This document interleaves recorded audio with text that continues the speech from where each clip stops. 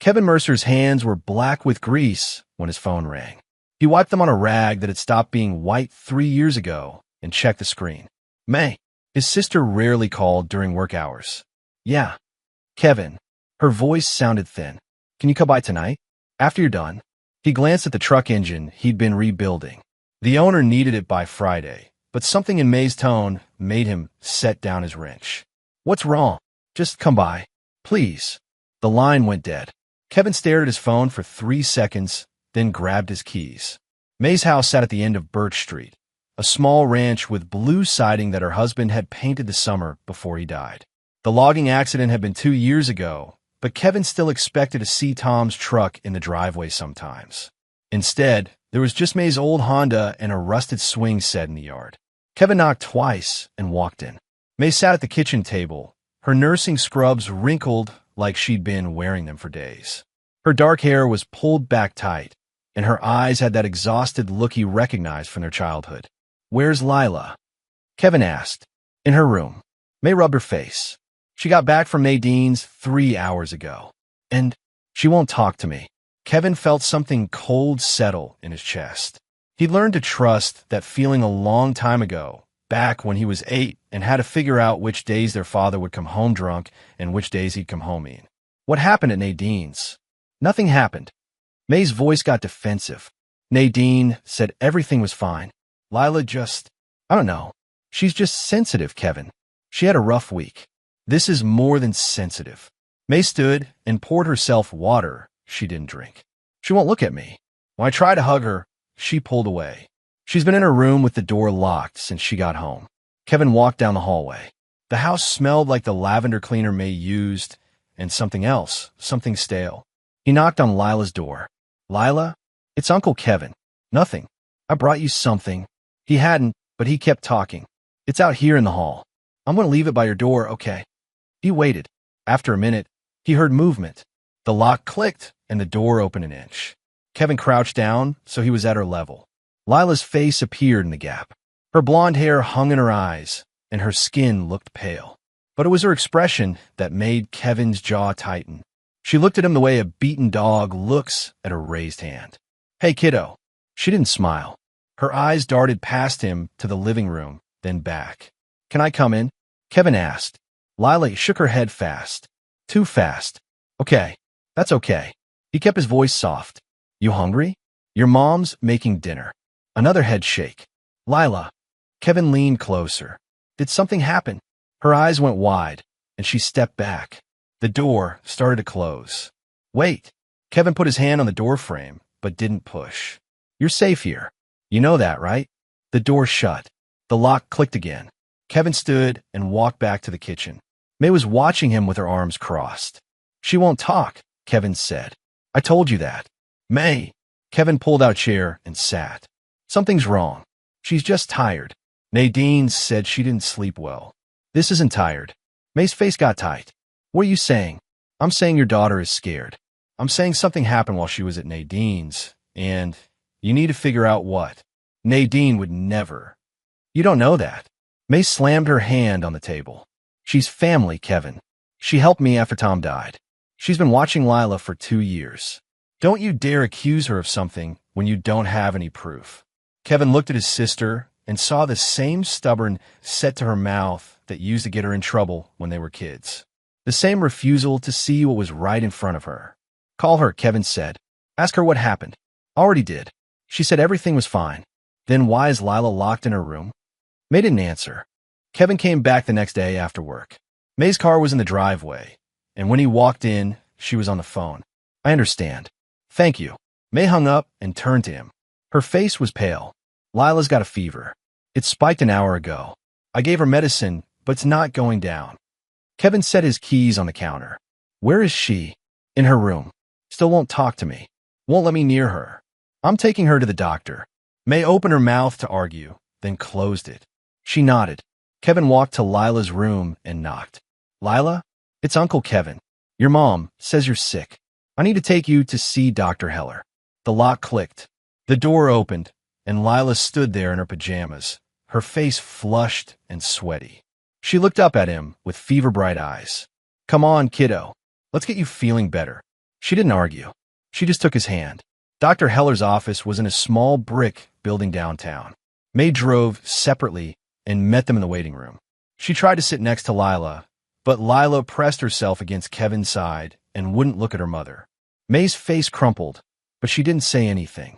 When the nurse called Lila's name, all three of them went back.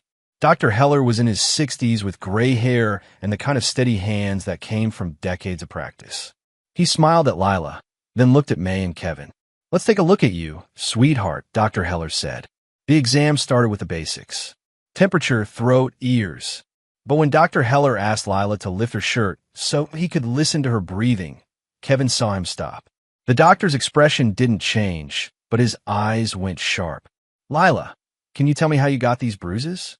Dr. Heller asked gently. Lila's eyes went wide.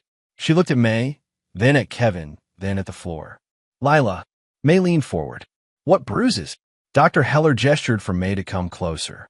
When she saw the dark purple marks on Lila's ribs, shaped like fingers, May's hand went to her mouth. "Oh my God." Kevin felt the cold thing in his chest settle deeper. He'd been right. Dr. Heller examined Lila carefully, his face grave. He checked her wrists, her back, her arms. Then he straightened and looked at May. "Ms. Mercer, I need to speak with you and Mr. Mercer outside. Lila, you can get dressed. The nurse will stay with you." In the hallway, Dr. Heller closed the door and turned to them. His voice was quiet but firm. "Ms. Mercer, I need you to step into my office for a moment. Mr. Mercer, please wait here." May looked confused, but she followed the doctor. Kevin leaned against the wall, his hands in fists, waiting. 5 minutes later, the office door opened. Dr. Heller stepped out, and May followed. Her face was white, her eyes red. "Sir," Dr. Heller said to Kevin, "you need to call the police." Kevin's jaw locked. "What?" "Your niece has internal bruising consistent with repeated restraint. The injuries are several days old. There are also marks on her wrists and a contusion on her back that suggests she was pushed or held against something hard." May made it sound like she'd been punched. "Someone hurt her," Dr. Heller said. "On purpose. This wasn't an accident." Kevin looked at May. She was shaking, tears streaming down her face. "Who did this to her?" May whispered. Kevin's voice came out flat. "You already know." May's legs gave out. She grabbed the wall, sliding down until she was sitting on the floor. No, she wouldn't. She did. Dr. Heller crouched beside May. "Ms. Mercer, I'm legally required to report this. The police will need to speak with Lila." May broke down. Kevin didn't. His face went cold, his jaw tight. He walked back into the exam room, where Lila sat on the table, the nurse beside her. "We're going to talk to some police officers," he told her. "They're going to ask you questions. You tell them the truth, okay?" "Will she go to jail?" Lila's voice was tiny. "Who?" "Aunt Nadine." Kevin heard his own heartbeat in his ears. "Yes." Lila started crying again. May came home from her shift and found Kevin and a police detective sitting in her living room. Lila was back in her bedroom with a victim advocate the police had brought. "What's going on?" May dropped her purse on the floor. "Kevin, what did you do?" Detective Kendra Alcott stood. She was in her 40s, with short hair and a calm expression that probably helped when talking to scared families. "Ms. Mercer, I'm Detective Alcott. We need to ask you some questions about your daughter." "What questions?" May looked at Kevin. "What happened?" "Lila's been hurt," Kevin said. "What?" May's voice went shrill. "Where is she? Is she okay?" "She's in her room. She's fine." Detective Alcott gestured to the couch. "Please sit down." May sat. Kevin stayed standing, his arms crossed, watching his sister's face as the detective explained what Dr. Heller had found. He watched her go pale, then red, then pale again. He watched her hands shake. "Who did this to her?" May whispered. Kevin spoke before the detective could. "You already know." May's head snapped toward him. "Don't." "Nadine Rourke," Detective Alcott said. "Your late husband's sister. Is that correct?" "No." May shook her head. "No, that's not possible. Nadine would never." "Lila told us what happened," the detective said. She described being locked in a room, being grabbed and shaken, being told she was a bad girl who needed to learn respect. May put her hands over her face. "No, we're going to need to speak with Ms. Rourke," Detective Alcott continued. "Do you have her contact information?" "She didn't do this." May dropped her hands. "Lila's confused. She's just a child. She doesn't understand. May. Kevin's voice cut through. Stop. You don't know what you're talking about. May stood, her voice rising. Nadine helped us. She was there when Tom died. She's been watching Lila for 2 years. She loves her. She hurt her. You don't know that. The doctor knows. Lila knows. You're the only one pretending you don't. May's face twisted. Get out. What? Get out of my house. Kevin stared at his sister. He'd seen her scared before, seen her hurt, seen her grieving. But he'd never seen her like this, willfully blind to something so obvious it made his chest ache. Fine. He walked to the door. But this isn't going away because you don't want to deal with it. Kevin. He left. The door slammed behind him. Detective Alcott called him 2 days later. Kevin was under a truck at the shop when his phone buzzed. We spoke with Nadine Rourke, the detective said. She denies everything. Kevin wiped his hands and walked outside. What did she say? That Lila fell from a swing at the park. That she bruises easily. That she's a sensitive child who gets upset over small things. And you believe her? No. Detective Alcott's voice was flat. But belief isn't evidence. We need Lila to make a formal statement. And your sister is refusing to cooperate. Kevin's grip on the phone tightened. May won't let you talk to her. She says Lila's too traumatized. She's hired a lawyer. Jesus Christ. Mr. Mercer, I understand this is frustrating. But without your sister's cooperation and without physical evidence linking Ms. Rourke to the injuries, we can't make an arrest. So that's it? She just gets away with it? I didn't say that. I'm still investigating. But I need you to understand that these cases are complicated. The burden of proof is high. Kevin ended the call and stood in the parking lot, staring at nothing. Cars passed on the street. Someone laughed inside the shop. The world kept moving like nothing had happened, like a 9-year-old girl wasn't scared to sleep in her own house. He got his truck and drove to May's. She answered the door with her arms crossed. What? We need talk. I have nothing to say to you. Kevin pushed past her into the house. Where's Lila? At school. May followed him. And before you ask, yes, she's going to school. Her life doesn't stop because you decided to turn this into a circus. A circus? Kevin turned on her. Your daughter was beaten, May. Don't be dramatic. The doctor said bruising. Bruising from being grabbed and shaken. From being locked in a room. From being... Nadine didn't do that. Kevin stepped closer. Then who did? May's face crumpled. She sat down hard on the couch, and when she looked up at him, her eyes were wet. She's all I have left of Tom. What? Nadine. May's voice broke. She's Tom's sister. She's the only connection I have to him. If she did this, if she really did this, then she's a monster who hurt your child. I can't lose her too. May was crying now. I can't lose everyone. Kevin crouched in front of her. He made himself speak slow, made himself be patient, even though he wanted to shake her until she understood. You're not losing everyone. You still have Lila. You still have me. But you're going to lose Lila if you keep protecting Nadine. I'm not protecting her. You hired a lawyer to keep the police from talking to Lila. What do you call that? May wiped her face. I'm protecting my daughter from being interrogated by strangers.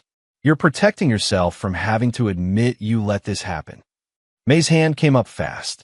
The slap cracked across Kevin's face, snapping his head to the side. He straightened slowly, tasting blood in his mouth. Get out, May said. Kevin looked at his sister.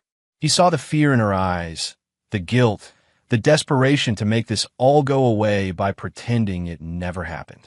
He'd seen that same look on their mother's face every time she'd covered for their father. He left without another word. Kevin didn't go back to May's house. Instead, he went to the county clerk's office and started digging. Public records were easy to find if you knew where to look. Nadine Rourke had lived in Eugene for 12 years. Before that, she'd been in Portland. She owned her house outright, no mortgage. She ran a licensed home daycare called Little Angels Care. Kevin wrote down every address, every phone number, every business license number. Then he started searching for complaints. The first complaint was from 3 years ago. A woman named Alyssa Kerr had filed a report but withdrew it. No details available. The second one was from 2 years ago. A neighbor had called the police about hearing a child crying for extended periods in Nadine's home. The responding officers had found nothing wrong. The third was from 18 months ago. A woman named Jennifer Paulson had filed a report with Child Protective Services claiming Nadine had used excessive discipline on her 4-year-old son. The case had been closed after an investigation found insufficient evidence. Kevin took photos of everything with his phone. Then he started looking for the people who'd filed the complaints. Alyssa Kerr was the hardest to find. It took him 3 days of searching before he located her current phone number. When she answered, her voice was suspicious. "Who is this?" "My name's Kevin Mercer. I'm looking into Nadine Rourke." The line went quiet. Then, "I can't help you. She hurt my niece. I'm sorry, but I can't get involved." "Why not?" "Because she'll sue me. She threatened to sue me the last time. I had to drop everything just to make her go away." Kevin leaned back in his chair. "What if I promised you wouldn't have to go to court? What if I just need you to tell me what happened?" Another long pause. "If I talk to you, she can't know." "She won't. I mean it. My daughter is 8 now. She's finally stopped having nightmares. I'm not putting her through this again. I understand." Alyssa sighed. "Fine. Meet me tomorrow. But not at my house." They met at a coffee shop on the edge of town.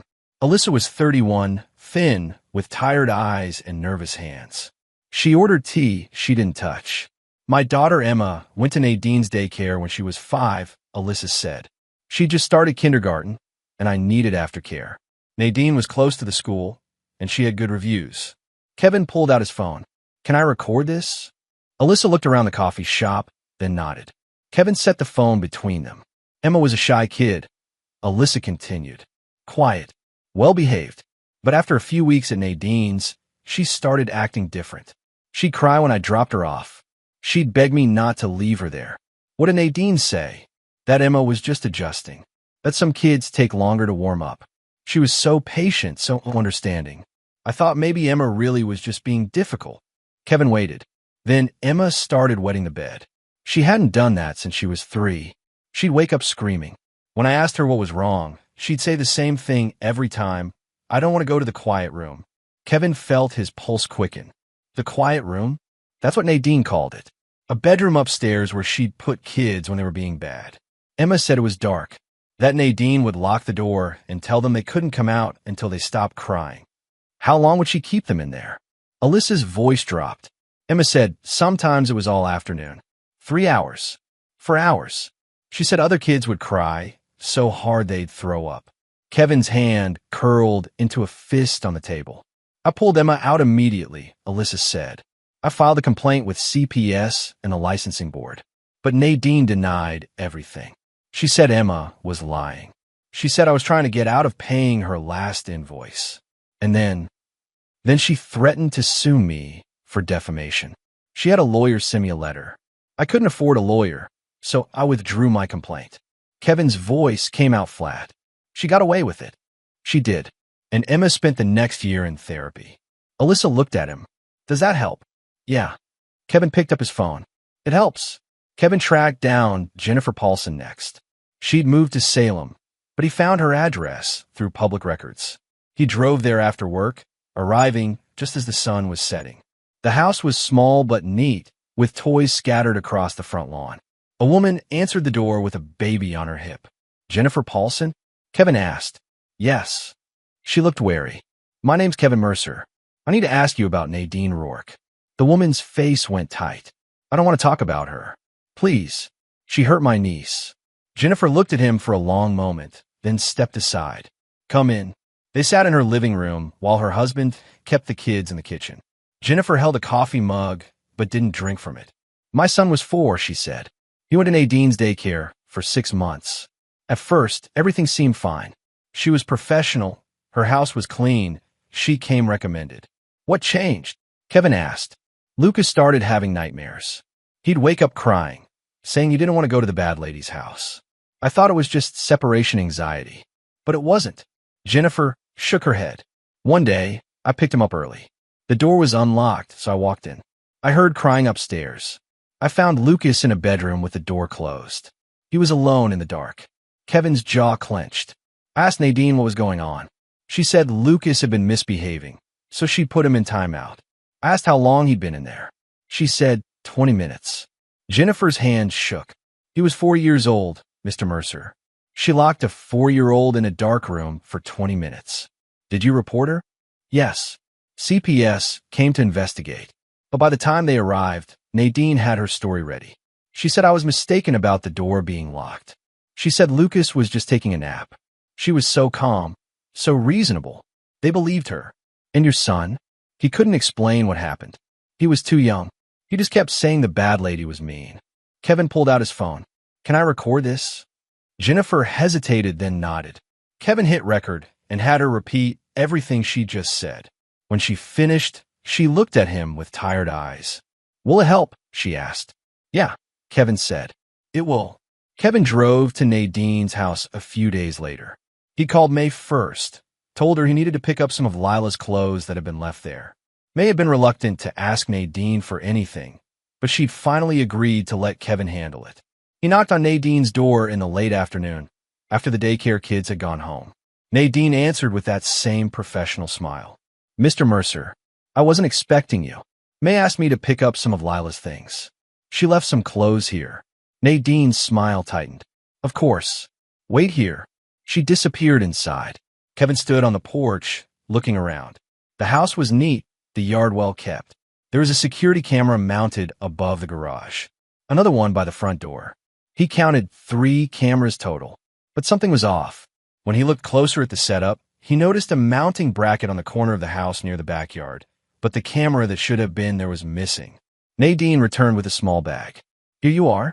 Is there anything else? No. Thanks. Kevin took the bag, but he didn't leave immediately. He glanced toward the backyard. You got a lot of security cameras. One can never be too careful, especially with children around. Right? Kevin turned to go, then stopped. That bracket there by the back. You missing a camera? Nadine's face didn't change, but Kevin saw her hand tighten on the doorframe. It broke. I'm getting it replaced. When did it break? I don't recall. Good day, Mr. Mercer. She closed the door. Kevin walked to his truck and sat there for a moment. The missing camera bothered him. He pulled out his phone and took photos of the house, the camera positions, the empty bracket. Then he started planning. It took him 2 days to figure out his approach. He couldn't just break into Nadine's house, couldn't risk getting arrested and making this whole thing worse. But he also couldn't let her get away with hiding evidence. So he waited until Sunday morning, when he knew Nadine would be at church. She made a big deal on her daycare website about being a woman of faith. Kevin figured she'd keep up appearances. He was right. At 9:15, Nadine's car pulled out of her driveway. Kevin waited 5 minutes, then walked around to the back of her house. The gate was unlocked. Kevin slipped through and checked the yard. There was a porch with a bench, a small garden, a shed. He searched the shed first, finding nothing but gardening tools and old paint cans. Then he checked the porch. The bench had a storage compartment underneath. Kevin opened it and found pool toys, an extension cord, a box of Christmas lights, and a security camera. It was the missing camera from the backyard setup. Kevin picked it up carefully. The memory card was still inside. He pocketed the camera and left the way he'd come. Nobody saw him. Nobody called the police. By the time he got home, his hands had stopped shaking. The footage was partially corrupted. Kevin spent hours trying to recover the files, using software he'd downloaded specifically for this. Most of the video was useless, just static and scrambled images. But one clip played. It was dated from the week Lila had stayed with Nadine. The timestamp said 3:47 p.m. The camera was pointed at the back door, catching part of the porch and the yard beyond. Nadine appeared in the frame, dragging Lila by the wrist. Lila was crying, her face red, her feet barely touching the ground.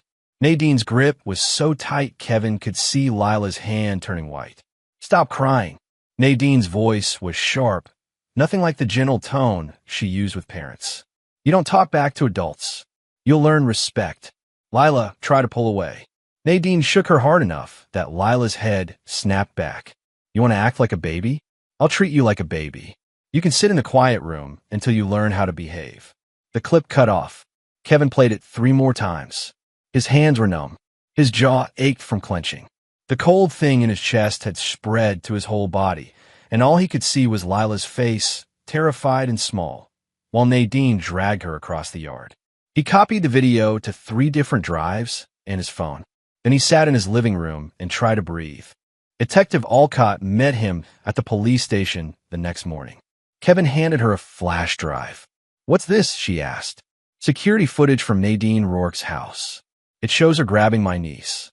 The detective's eyebrows went up. "How did you get this?" "Does it matter?" "Yes, Mr. Mercer, it does. If you obtained this illegally." "The camera was in her yard. I found it. I didn't break into anything." That wasn't entirely true, but Kevin's voice was steady. Detective Alcott studied him for a moment, then took the drive. "I'll need to verify this." "Do what you need to do. But that video shows Nadine Rourke assaulting my niece. You can hear her threatening Lila. You can see her drag her into the house. If this is legitimate, it changes things." "But Mr. Mercer," Detective Alcott leaned forward, "you need to let me handle this. No more investigating on your own. No more confronting Ms. Rourke. Can you do that?" Kevin nodded. He didn't trust himself to speak. Kevin went to May's house that night. She answered the door, but didn't invite him in. "What do you want?" "To show you something." Kevin held up his phone. "Can I come in?" May hesitated, then stepped aside. They sat at the kitchen table, and Kevin played the video. May watched in silence. Her face went pale, then red, then pale again. When the clip ended, she covered her mouth with her hand. "Oh God," she whispered. "Yeah. Oh God, Kevin, I didn't." May's voice broke. "I didn't know." "You didn't want to know?" May flinched like he'd hit her. "Don't. It's true. I trusted her." May was crying now. She was family. Tom's sister. "I thought." "You thought it was easier to blame a 9-year-old than admit you were wrong." May dropped her head into her hands. "What do I do?" Kevin set his phone on the table.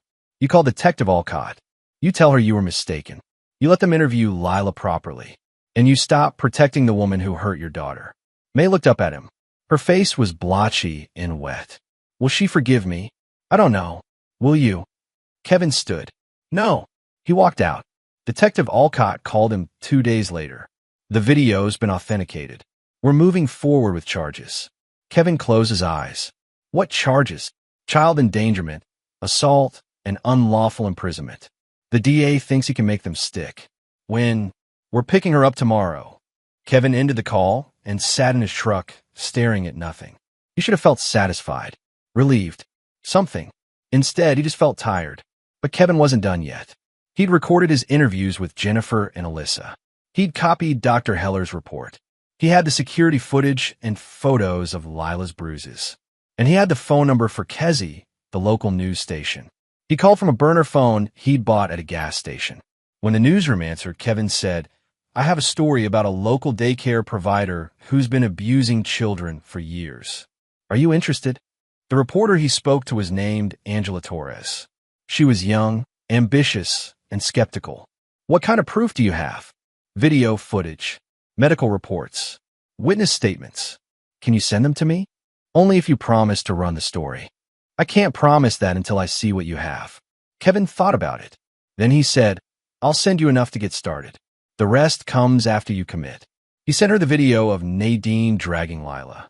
He sent her photos of the complaints filed with CPS. He didn't send her the medical records.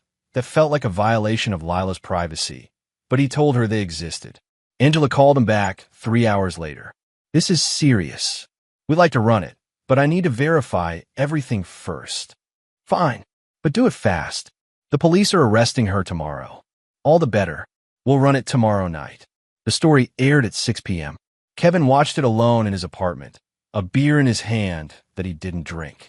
Angela Torres stood in front of Nadine's house, her expression serious. Behind her, police tape blocked the driveway. A local daycare provider was arrested today on charges of child abuse and unlawful imprisonment. Nadine Rourke, 47, has run Little Angels Care for 12 years. But according to multiple sources, including this video obtained by our station, Ms. Rourke allegedly used physical force and isolation to discipline the children in her care. The video played. Kevin watched Nadine drag Lila across the yard, her voice sharp and cruel. He watched Lila cry. He watched it again and again as the news story continued. Angela interviewed Jennifer Paulson, whose face was blurred and voice distorted. "She locked my son in a dark room. He was 4 years old. I reported it, but nothing happened. The story ended with a statement from Detective Alcott. We take allegations of child abuse very seriously. This investigation is ongoing, and we encourage anyone with information to come forward.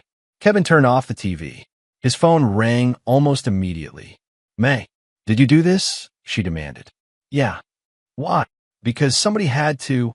May was quiet for a moment. Then, the other parents are calling me. They're scared.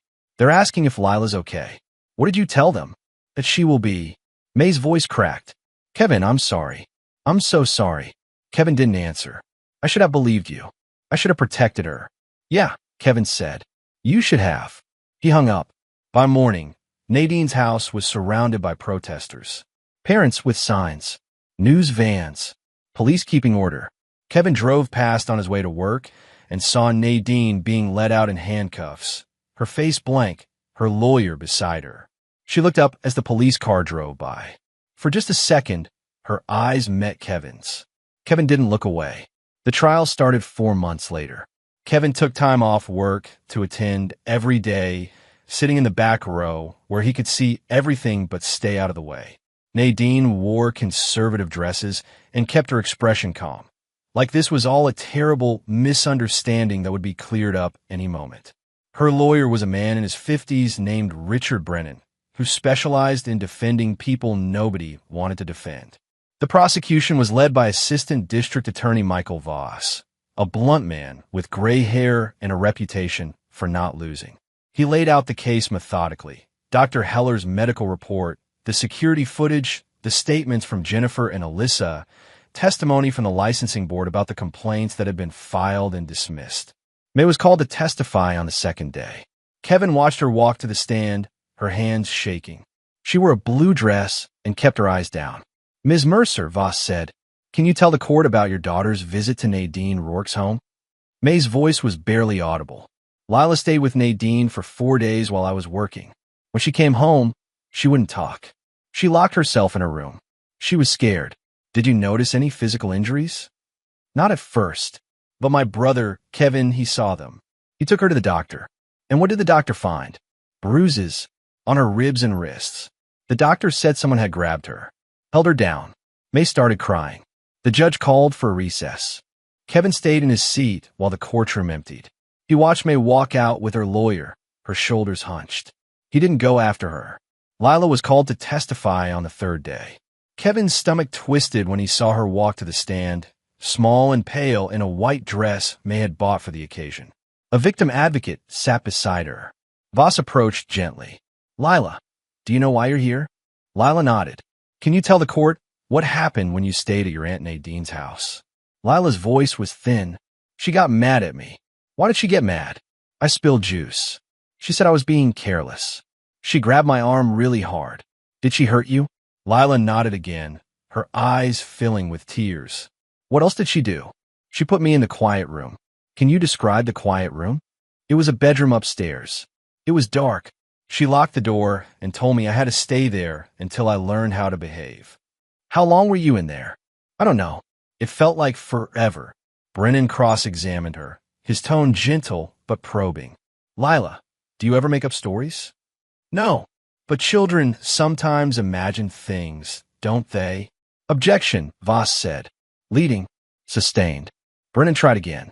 Did your mother or uncle tell you what to say today? No. You're sure? You're not just saying what they want you to say. Lila looked at Brennan with wide eyes. I'm telling the truth. Kevin's hands curled into fists. He wanted to stand up, wanted to tell Brennan to leave her alone, but he stayed seated. Lila was doing fine. She was stronger than anyone gave her credit for. The security footage was shown on the fourth day. The courtroom went silent as the video played on a large screen. Kevin watched the jury's faces.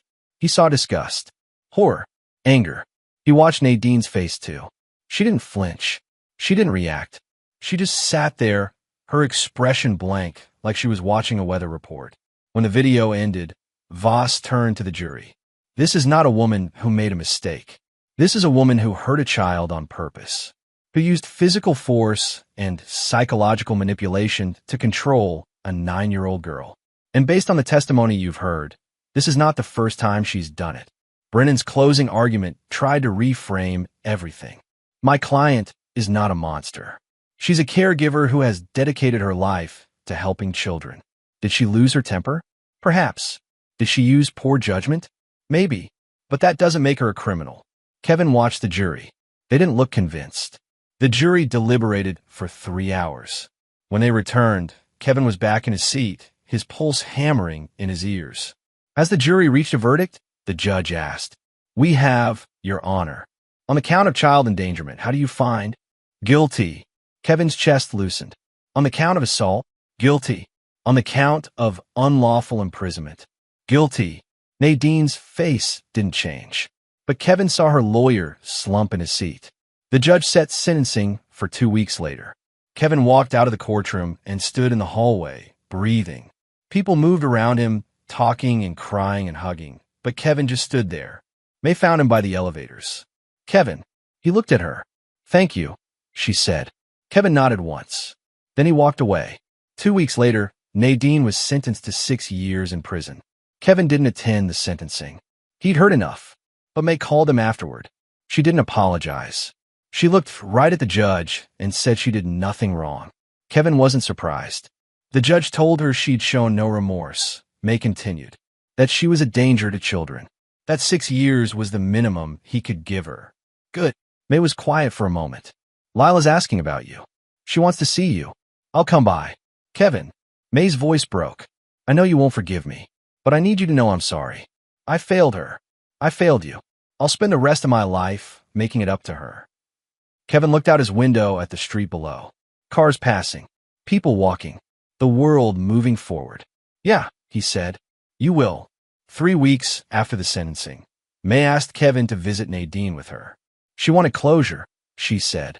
She wanted to understand. Kevin drove her to the prison. They didn't talk much during the hour-long drive. In the parking lot, May turned to him. "Are you coming in?" Kevin shook his head. "This is something you need to do alone." May looked nervous, but she nodded. Kevin watched her walk through the gates. Then he leaned against his truck and waited. 40 minutes later, May came out. Her face was blotchy, her eyes red. She walked straight to Kevin and stopped, her hands shaking. She didn't apologize, May said, her voice breaking. She looked at me and said she did nothing wrong. She said Lila was lying, that I'd turned her into a liar, that she'd never be normal now. Kevin felt his jaw tighten. She said she was doing me a favor. May's voice rose. That children need to learn respect. That Lila was defiant and needed discipline. She believes it, Kevin. She actually believes she didn't do anything wrong. May broke down crying. Kevin stood there, letting her get out. When she finally looked up at him, her face was a mess. How can someone be like that? How could she not see what she did? Kevin looked at his sister. He thought about their father, about all the people who'd hurt them and never admitted it, never felt sorry, never changed. Some people can't be saved, he said quietly. They can only be stopped. May stared at him. Then she nodded slowly. They drove home in separate cars. 6 months after the trial, Kevin went to May's house for dinner. Lila answered the door. She looked different, healthier. Her hair was pulled back in a ponytail, and she was wearing jeans with grass stains on the knees. She smiled when she saw him. "Uncle Kevin." "Hey, kiddo." Months passed. Kevin came by May's house every weekend. He fixed the leak under the kitchen sink that had been dripping for a year. He replaced the rotted boards on the back porch. He patched the hole in the drywall where May had punched it the night she'd watched the security footage. One Saturday, he spent 4 hours under May's Honda, replacing the brake pads and rotors that had been grinding for months. "You don't have to do all this," May said, watching him from the driveway. Kevin slid out from under the car, wiping his hands on a rag. "Yeah, I do." May helped him rebuild their lives quietly, one repair at a time. He didn't talk much. She learned not to push. They just worked. Lila was in therapy twice a week. May went too, working through her guilt, her failure to see what was right in front of her. Kevin didn't go. He didn't need to talk about it. He dealt with it the only way he knew how. 6 months after the trial, Kevin went to May's house for dinner. Lila answered the door. She looked different, healthier. Her hair was pulled back in a ponytail, and she was wearing jeans with grass stains on the knees. She smiled when she saw him. "Uncle Kevin." "Hey, kiddo." She hugged him, and Kevin let himself relax for the first time in months. Lila pulled back and grabbed his hand. Come see what I did. She dragged him to the backyard. There was a bike leaning against the fence, bright blue with training wheels that had been removed. Mom got me a new bike, Lila said. Watch. She climbed on and pedaled across the yard, wobbling a bit, but staying upright. She circled back to Kevin, grinning. I can ride without training wheels now. I see that. Lila rode in circles, picking up speed, her laughter cutting through the evening air. Kevin watched her, his chest tight. May came out onto the porch. Dinner's almost ready. Kevin walked over to her. They stood together, watching Lila ride. She's doing better, May said quietly. Her therapist says she's made real progress. She's sleeping through the night now. She's talking to other kids at school. That's good. It's because of you. Kevin shook his head. It's because of her. She's tough. She gets that from you. They stood in silence for a minute, watching Lila ride. The sun was setting, turning the sky orange and pink. How do you do it? May asked quietly. Do what? Stay so strong. You never broke down. Never lost control. I don't know how you kept going. Kevin looked at his sister. He thought about telling her the truth, that he'd spent weeks barely sleeping, that he'd punched a hole in his wall at 2 a.m., that some nights he'd sat in his truck with his hands shaking and his vision blurred, that he hadn't stayed strong. He'd just refused to quit. But instead he said, I didn't. I just didn't quit. May smiled a little. That's the same thing. No, Kevin said. It's not. Lila rode up to them, breathless and happy. Did you see me? I went really fast. I saw, Kevin said. Want to see me do it again? Yeah, go ahead. Lila pedaled away, her small legs pumping, her laughter floating back to them. Kevin watched her. She was going to be okay.